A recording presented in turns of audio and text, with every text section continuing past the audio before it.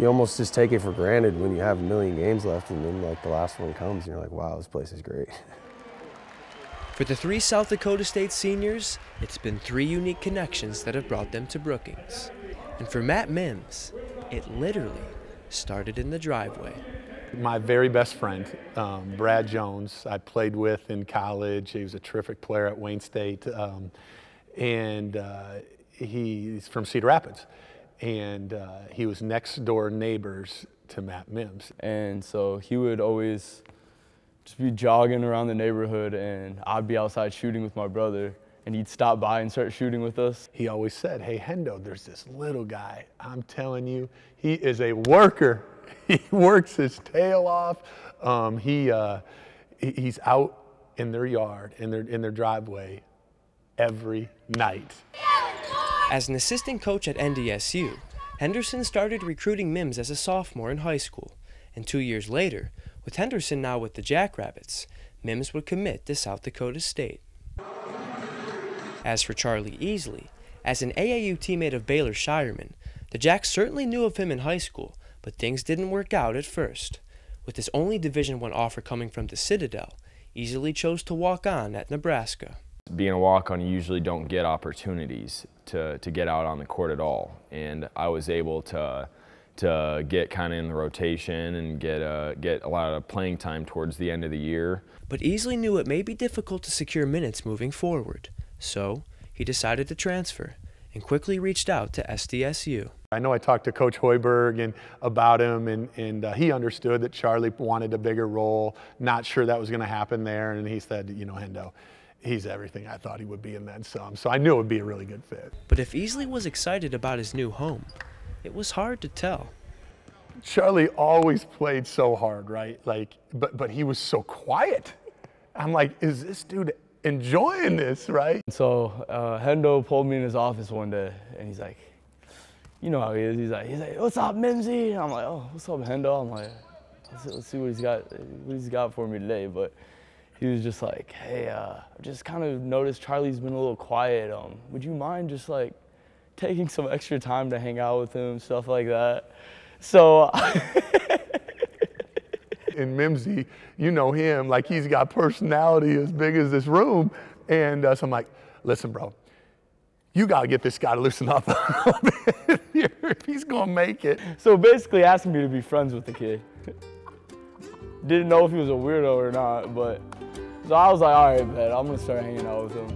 Easley's first few weeks on campus were certainly an adjustment, and so was his new living situation, moving in with fellow newcomer Luke Appel, who'd gotten to Brookings just a few weeks before he had. He comes to my apartment, ends up going on the wrong side of the apartment, so I have to walk around and find him, and finally get him in the house.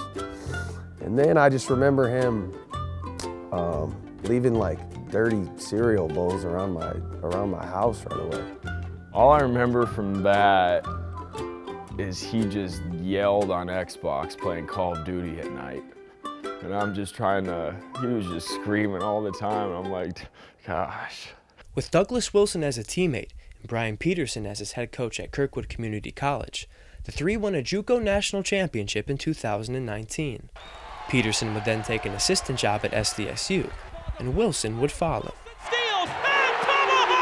Appel would stay behind for another year at Kirkwood, and at season's end.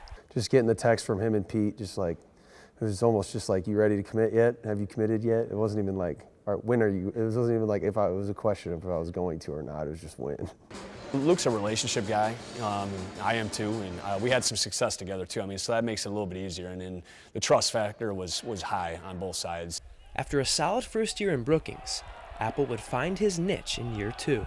I went from one of the best players on Kirkwood to being just a role player again, and just like changing your whole mindset of being a role player, and just coming off the bench and doing whatever you can to contribute to a game.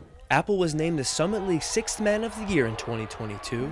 But as for Mims, after 4 years spent in the program, he still wasn't seeing the court all that much. There were times we weren't playing him, and there was some frustration. You know, when I wasn't necessarily getting a lot of playing time, I think of practice as like my games. The transfer portal was there, but Mims' devotion remained colored with yellow and blue. I feel like I kind of had to like just get over myself too, and I really care about this program, and I don't know, I care about this place a lot, so I'm like, how could I leave? As his attitude shifted, so did his approach on the hardwood. I really tried to make an effort to like pick something that I could bring to the team that no one else really had, and so I just thought defensively I could really amp what I have. In his 5th year with the program a season ago, Mims would become a full-time starter, ultimately being named to the All-Summit League defensive team. The hard work you put in when no one really sees, it's the best feeling when it kind of comes to fruition. For Mims, it's just a special relationship because he stuck with it. You know what I mean? And that doesn't happen very often right now. As for Easley, he's been a part of the rotation since year 1, and now in his final year of college basketball, he's averaging a career best in rebounds, assists, and points per game, and so too is Luke Appel.